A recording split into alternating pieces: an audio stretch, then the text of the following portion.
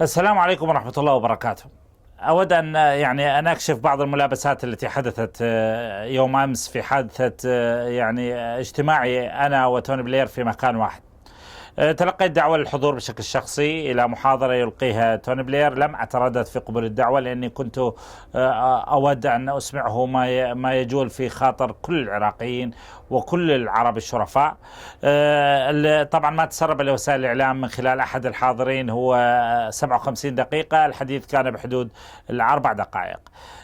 تحدثت بشكل مباشر وواضح وصريح أن توني بلير لا يختلف عن البغدادي أو خامنئي أو حسن نصر الله في شيء، فالكل مجرمين والكل ارتكبوا جرائم ضد الإنسانية وضد العراقيين. أيضا تحدثت أن قراراته كانت غبية وكانت ساذجة وكانت خرقاء، وتحدثت أن ابن مدينة المساجد يمكن أن يقف منتصبا أمام قاتل أهله ويقول له أنت قاتل، ويقول له سيكون حسابك عسيرا سواء في الدنيا أو الآخرة.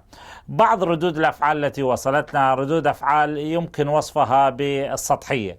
بعض ردود الأفعال يقول والله أنت كيف تتكلم مع شخص عن القيامة والوقوف أمام ملك الملوك وهو لا يؤمن بذلك. وما ضيرني أنه لا يؤمن بذلك، المهم أنني أنا أؤمن، المهم أنني أنا مؤمن بهذا المشهد، إنه سيرمى في سقر بسبب الجرائم التي ارتكبها بحق الأبرياء في العراق. ما يهمني إن كان يؤمن أو لا يؤمن، المهم أن جمهوري الذي سيستمع لي، المهم أن أهلي في العراق وفي كل منطقة عربية من مسقط إلى الرباط يعرفون هذا الشيء.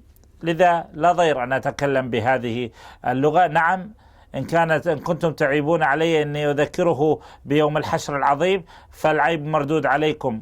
أنا أؤمن بيوم الحشر العظيم، أؤمن أننا سنقف كلنا يوما أمام ملك الملوك ليأخذ كل شخص جزاءه. هيا واحد. ثانيا، بعضهم يقول أنت لماذا أحرجت الرجل وفي مكان عام، وطالبني البعض مع الأسف من السذج بالاعتذار.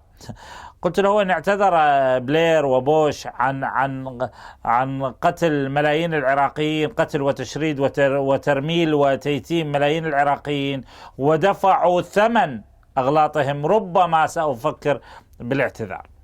المسألة الثالثة والمهمة جدا واللي لا بد أن نتحدث بها بصراحة. أنا كرجل تربيت في مدينة المساجد، المآذن كانت تشاركنا نفس الفضاء.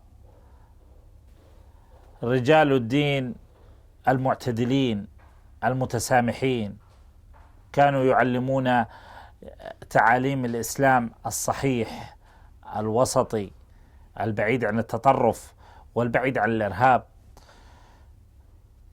من هذا المنطلق وقفت أمام هذا المجرم وقلت له بالحرف الواحد: سياساتك غبية، سياساتك خرقاء، سياساتك حمقاء.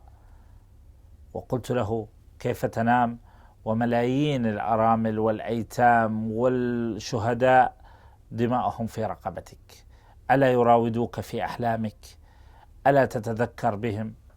ومن ثم أختم الفيديو. إن سمحنا لتوني بلير بالحديث عن السلام وعن التسامح، فلنسمح للبغدادي أيضا بالحديث عن السلام والتسامح، وخامنئي أيضا يتحدث عن الأخلاق الفضيلة والتسامح وحسن الجوار. لذا لابد أن أقول كلمة، لن أتوقف عن كلمة قول الحق. وما حدث في العراق، ما حدث لأهلي في العراق، أمانة في رقبتي إلى يوم الدين، أوصلها في كل محفل وفي كل مكان. لا أخاف بالله لومة لائم.